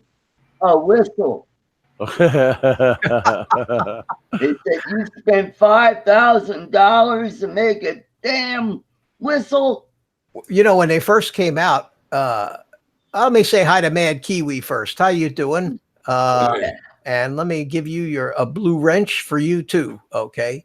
So you don't feel out of place. But when Maker's Mark was that's a bourbon. What would they call it? Blum Labs. MakerBot. Remember that? Oh, yeah, they were yeah, the yeah. ones that first started, and they were like the Steve Jobs back in the garage Right. days, and they were selling these things for the little tiny home ones and they didn't work worth a darn for thousands Right. of dollars. And the Chinese got involved, and you can. I mean, this thing, the one I got normally about $200, but it was on sale for $169. But $169 to get a fairly capable laser printer. I mean, a 3D printer that. Now, is that truly like 8 inches by 8 inches? So you could actually make a frame. You could print it would be you'd have to make it out of something tougher than PLA. You'd want to use an ABS or nylon or something. But yeah, you could. That carbon fiber filled stuff, I don't know what kind of strength that actually has. I think I'll tell you what the 3D printer would be useful for on drones would be for printing covers to go like that the thing could land on that go underneath the motors in the four corners. You know what I'm talking about? Right. You see them. They sell them, and you could make them. And then you bolt the motor bolt through them, and it puts a bumper around the outside edge, and then it has a pad on the bottom too. Right. So if you fly off of asphalt a lot, it won't skid up the drone for the FPV drones. Right. There's little holders to hold the antennas in position. There's all kinds of uses. Mostly, Right. for me, I want to hold an HD camera on there somehow. Or a gimbal holder on one of those Phantom. Yeah. When you put your drone away, you don't want that thing flopping around. Well, it over. comes with one. Comes with that little gray Yeah, one. Yeah, they tell you to throw that away if I'm not mistaken. So, Chris, I see we got you. Did you mute us or did we mute you? No, I muted it because my dogs went nuts when my wife come in the door. Oh, Y'all didn't want to hear them 4 yipping turd munchers, I know. no, we can live without that. Yeah. So I didn't get a chance to talk to you before. Your signal went crazy there in Yeah. the car. Yeah. I decided not to fool with that no more. That's not safe anyway.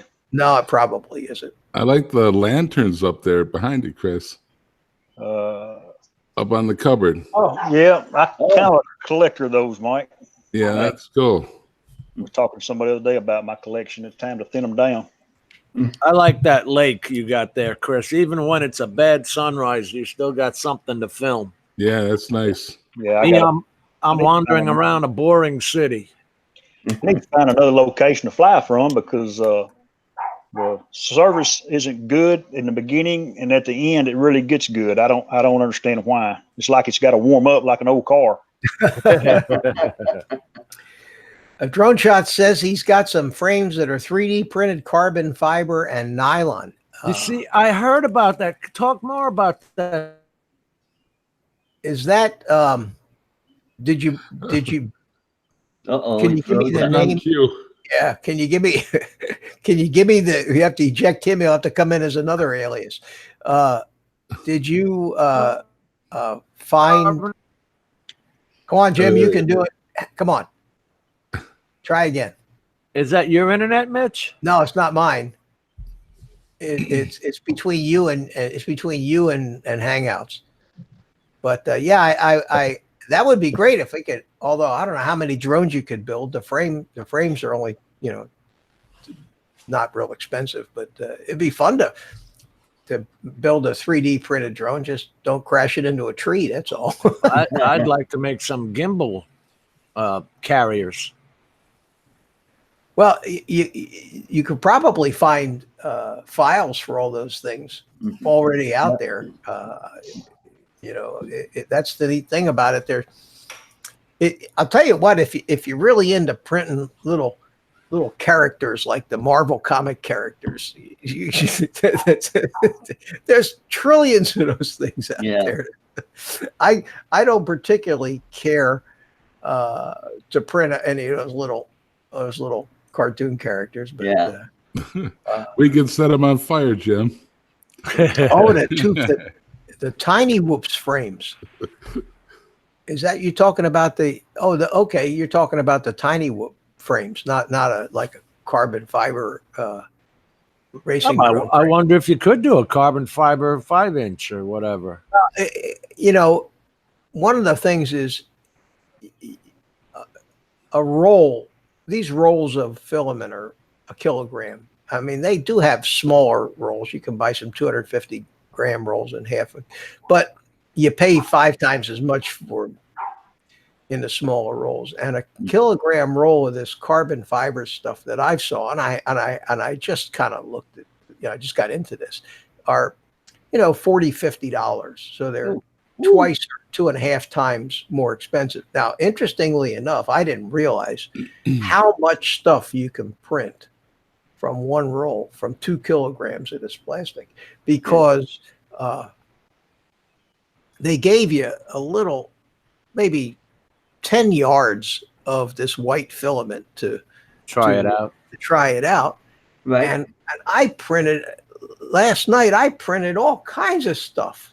I printed the blower cover for the printer. I printed the little knob for the extruder control there. That feed the feeder.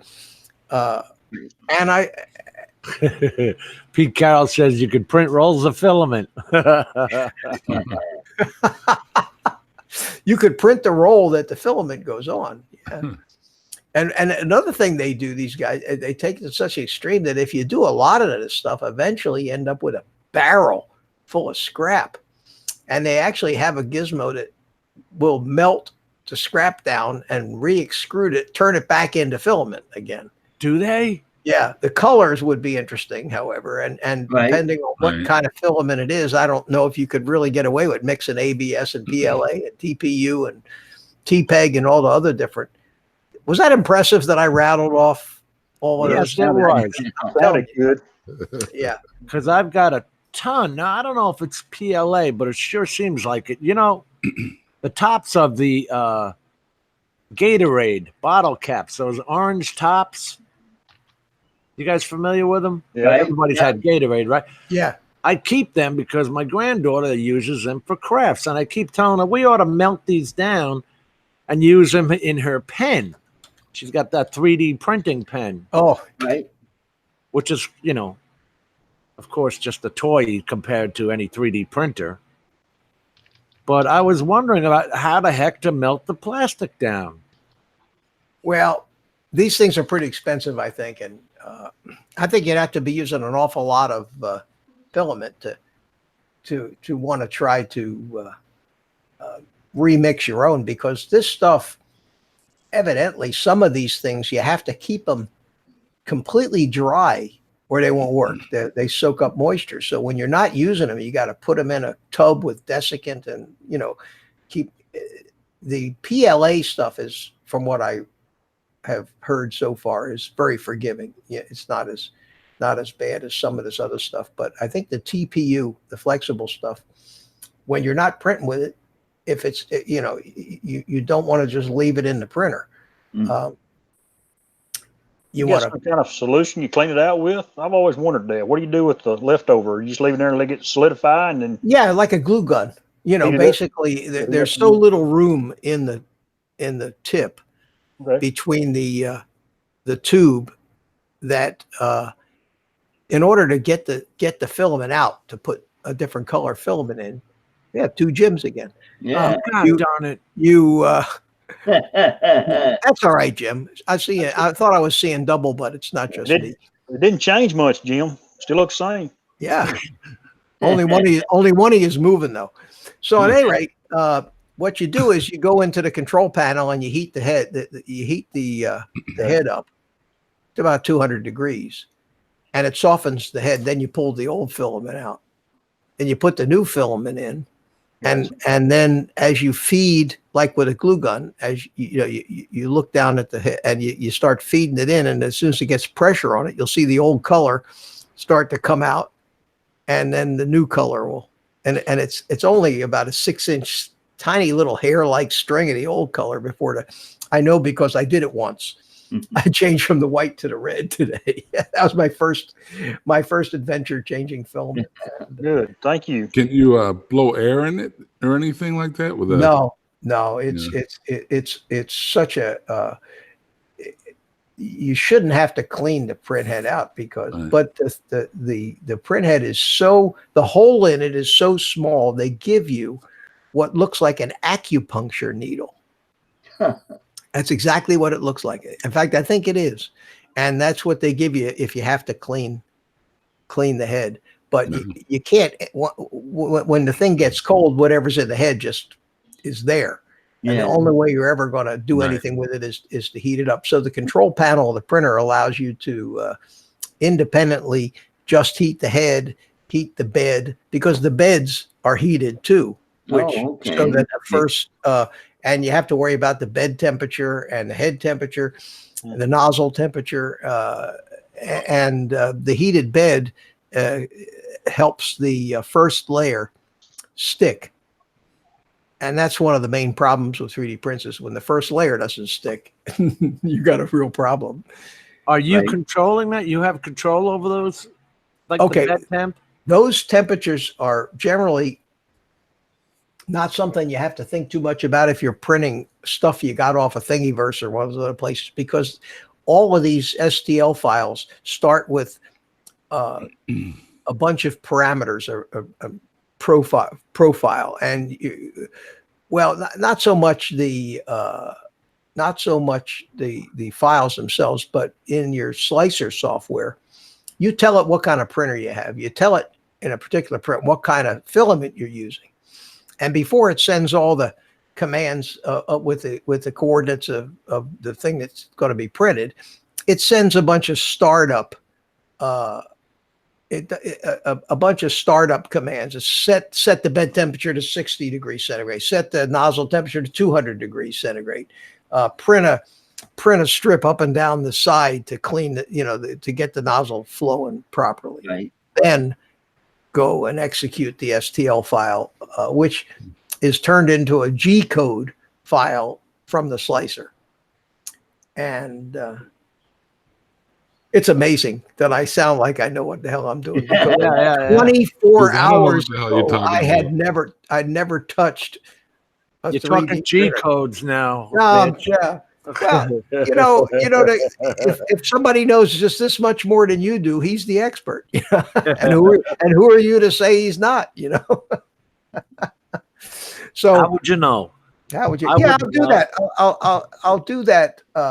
And what amazes me is this thing. There's no odor to it whatsoever from plastic. that's You don't good. smell anything. That it's nowhere. Everybody talks about how noisy they are. They're not that noisy. And next Thursday, I'll bring the 3D printer here in and put it on a table next to me, That'll work. and we'll talk 3D printing. I mean, that's what's cool. fascinating about. Oh, that's we great, talk- Mitch. I'll see you in a couple of weeks. What's that? That's great. I'll see you in a couple of weeks. Why? Oh, you don't want to do 3D? I don't know nothing about 3D printing. Well, I didn't either, but Yeah. it's like flying almost. Right. They say flying is hours and hours of sheer boredom, punctuated by moments of terror. Well, 3D printing's like that. You do all this stuff and get it going, and then it starts going, and then you come back 12 hours later. You got nothing to do for 12 hours. It's like that with anything. Yeah, but I'll do that. Thomas said he wanted to see it running, so Yeah. I can do that. I can bring it in here, and we can maybe if one of you guys Find tells you something. where find something cool to print. I'll print poker chips that say old Yeah, guy, who needs some? old guy casino. There you go. I'll take all the nickels you can print, Mitch. Yeah, that would be fun to print some poker. You could print. There's a number of files out there for some outrageous chess sets. Cool. And they have stuff you can paint. You can paint them up. You can. They have. Oh, I'll tell you what I am going to print. It's a very common file. Right. Everybody know who Groot is. Groot. Yep. Groot. My name is Groot. I'm Groot. Yep. From Guardians of the Galaxy. Well, they got these little baby Groot things that are the cutest things, and I know that my grandkids would. And my son too, he's a real fan of that movie. So I'm going to print some of them up. The baby, and you get the wood. You can get the wood filled plastic, and you can sand it. You can do anything with it. It's Mhm. pretty neat stuff. I can understand now why there's so many people.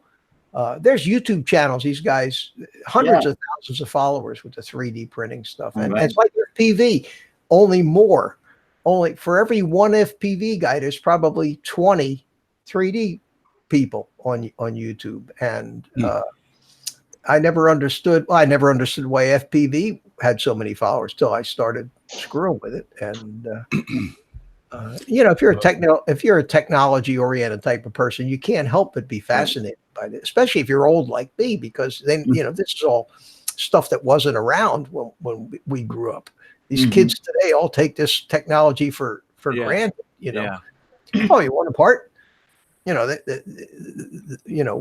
best we had was Star Trek with the thing that made the food. Yeah, replicator. Yeah. Replicators, yeah. Mhm. And we're probably not too far off from that either. Yeah, that's right. No doubt. Yeah. That's why I'm wondering why you haven't added laser ranging to yours and everything, Mitch. Laser ranging to Oh what? yeah, you go to SparkFun and they have these $15 laser ranges to tell it how far away it is from something. Oh. All that stuff. Can only take on so many new things at a time. and cats love them. I'm looking at Yeah. the drone shot says bronze, carbon fiber, stainless steel, print 3 parts. See the weight difference? If you're printing those different materials, You can't, I know that I don't know about the bronze or the stainless steel. I guess he's talking about the weight difference between the parts 3 of the same part printed. He says they put metal right in it. So I was probably talking about, I haven't delved that deeply into it. I was just proud that I got the thing together correctly and Cool. actually got it printing stuff. So it's a start and it works. So all I can do from here is screw it up, That's amazing stuff. I mean, I don't know how to operate them or anything, but I've seen some of what they can do, and it's pretty darn amazing. You know what I like? I like the time lapse photographs of the things as you can actually see them growing, because watching those things, you talk about watching paint dry. Right. They're very, very, very slow. But at any rate, guys, it's 5 to 8 already. Wow. Yep. Yeah, the big man just sent up his warning. Yeah, I and got that. Yeah. I think we're gonna call it a day. And Okay. I really appreciate you all coming in. Those guys in the chat that joined us, and you guys on the panel. Always good to have you. It certainly makes the time go faster and takes the pressure off Sure me. does.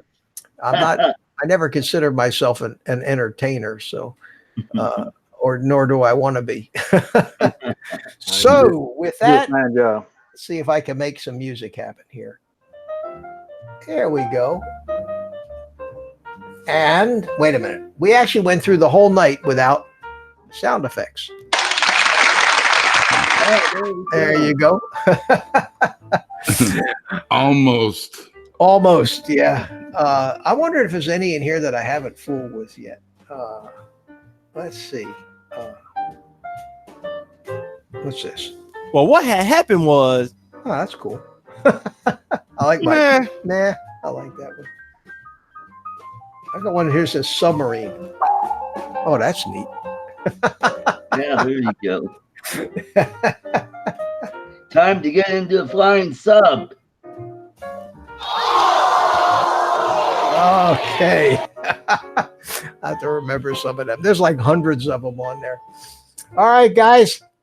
All right. Okay. Take care. Call it a night. Thanks for coming in. And Art, Chris, Jim.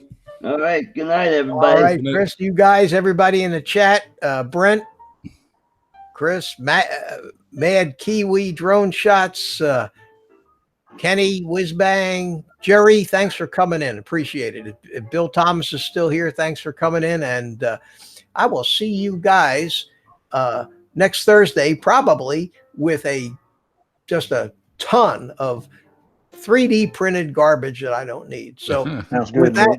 that, we'll see you then, guys. See you, Mike. Okay. Bye, man. Okay. All right. You Bye-bye. take care. Take care. Bye-bye.